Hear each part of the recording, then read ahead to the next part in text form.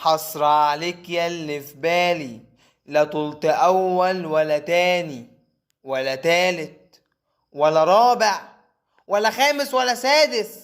ايه ده؟ انت في المركز ال 12. انت في المركز ال 12 بأربع جولات ما كسبتش فيهم غير جولة واحدة فقط، 7 ماتشات ما كسبتش فيهم غير ماتش واحد فقط يا روبيرو. صفقات بالمليارات، المكنة ما بتطلعش قماش ليه يا صاحبي؟ هل انتوا سامعيني يا نادي يا اهلي؟ عايزين اجيب لكم ميكروفون عشان تسمعوني ولا انتوا الصوت مش واصل لكم تحت؟